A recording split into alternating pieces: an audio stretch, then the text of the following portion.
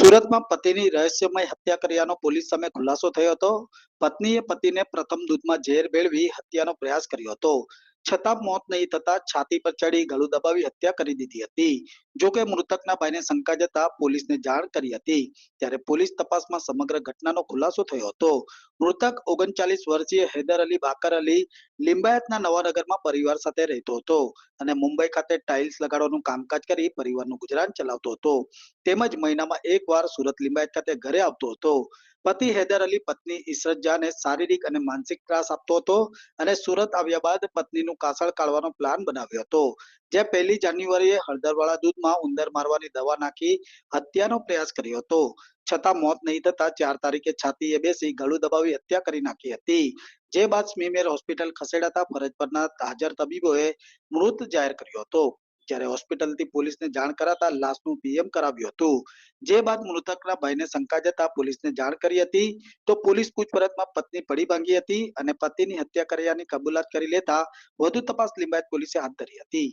ગત 5 જાન્યુઆરીના રોજ એક સ્મીમેર હોસ્પિટલથી લિંબાયત પોલીસ સ્ટેશન ખાતે મરણ જનાર હૈદર અલી બાકર અલી નામના ઈસમનું મોત થયાનો ટેલિફોન વર્દી મળતા જેનો અનુસંધાને લિંબાયત પોલીસ સ્ટેશન તરફથી સદર મરણ જનારનું પીએમ કરાવવા માટેની પ્રોસિજર કરીને ડેડ બોડી તેના સગા ભાઈને સોંપેલ હતી.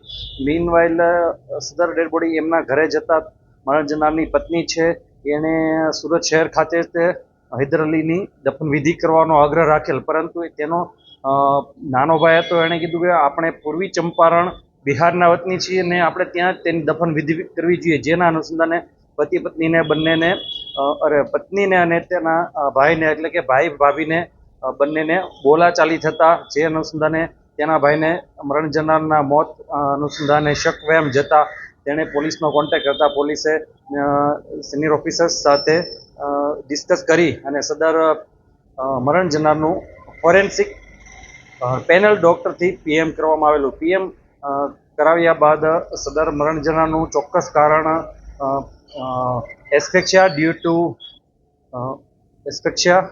Two compression over chest and neck એટલે કે ગળું અને છાતી દબાવવાથી મરણ જનારનું મૃત્યુ થયેલ છે. જે અનુસંધાને લિંબાયત પોલીસ સ્ટેશને ખૂનનો ગુનો દાખલ કરીને આગળની તપાસ ચાલુ છે.